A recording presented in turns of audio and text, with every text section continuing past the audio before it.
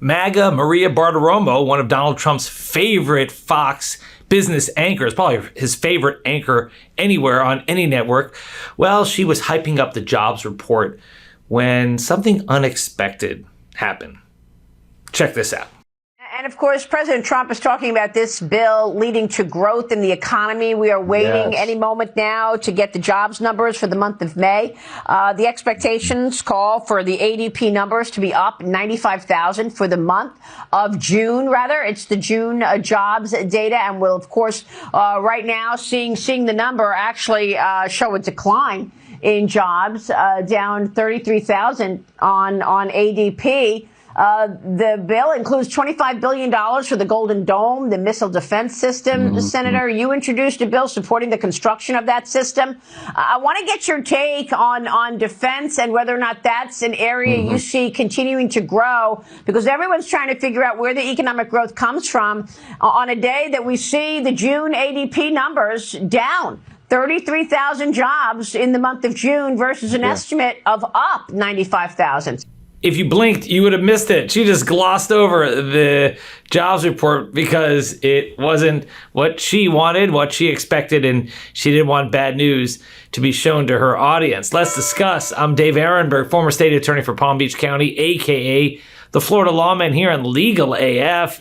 And this was an unscripted moment where Maria Bartiromo was waiting for the job report numbers to come in. And when it wasn't what she wanted, when it was a black eye for the administration, she just glossed right over it and went into the Golden Dome and other things that are in the so-called big, beautiful bill. What's funny about that is that the conservative MAGA host here wanted to talk to the U.S. Senator here on Fox Business about how successful Trump's economic policies are. And as soon as it came the other way, as soon as it was a negative, she pivoted to the spending in the big, beautiful bill.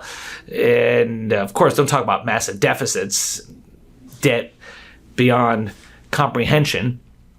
You know, as I like to say, normally when you find yourself in a budget hole, you stop digging. But these guys just buy a bigger shovel.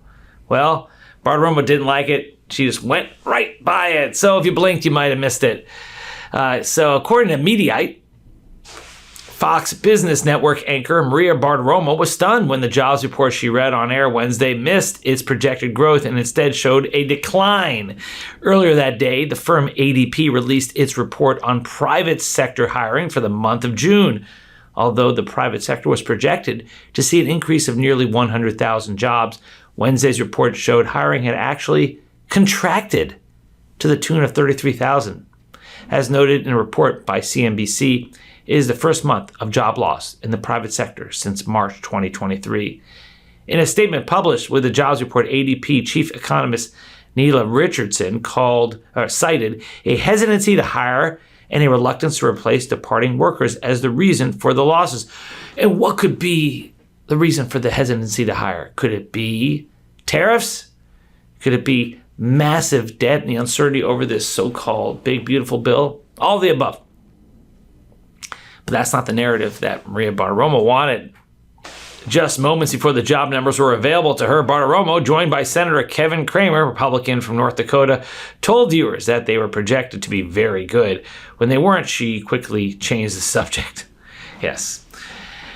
And as this bill gets debated, I know there are people saying, well, the Republicans are going to stop it in the House. Yeah. Haven't we seen this movie before? There's an old adage, Democrats fall in love, Republicans fall in line.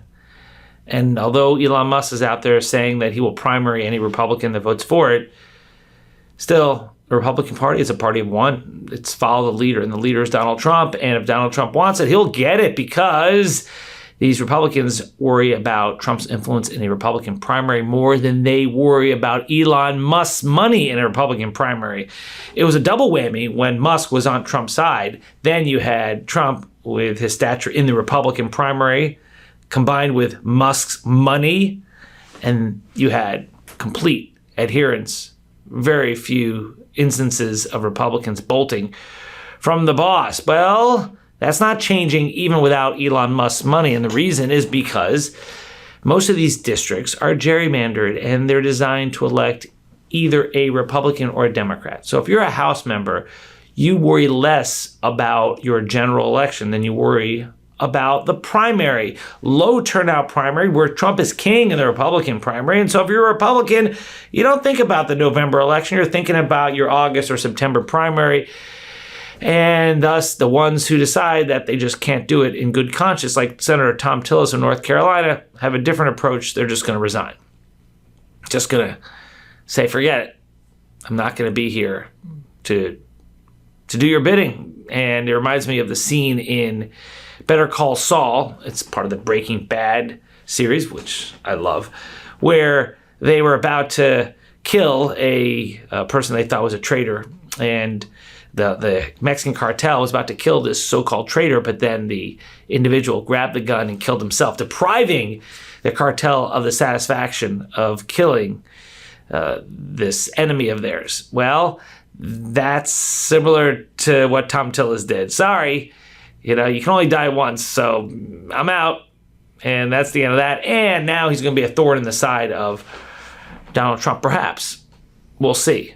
But if you're waiting for the Republicans in the House to all of a sudden stand up to this president and block this so-called big, beautiful bill, you'll be waiting a long time. Because haven't we learned by now that these guys don't stand up to Donald Trump? This is the first time in history that one branch of government has decided to self-emasculate, has decided just to say, we're out.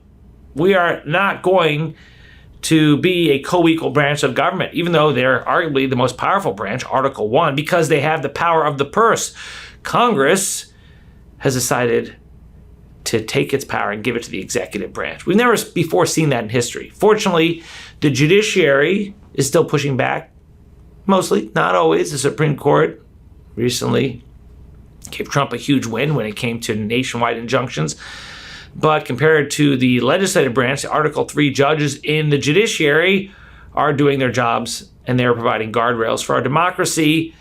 But you need three co-equal branches of government. You need checks and balances, and we haven't seen that with Congress. And now with some of these decisions by the U.S. Supreme Court, you're not necessarily seeing it within the judiciary. But we still have the viewers of Legal AF and the Midas Touch Network to keep speaking up. Keep calling your representatives, your senators. Never give up, even though they continue to just roll over. Because then eventually, maybe someone grows a spine. That's the latest here. I'm Dave Aronberg, a.k.a. the Florida LawMan. If you like this video, please like, subscribe, share with a friend, leave a comment below. Thank you for getting us at Legal AF to 700,000 subscribers. We appreciate your support. Hit that subscribe button if you haven't already. And I'll see you next time.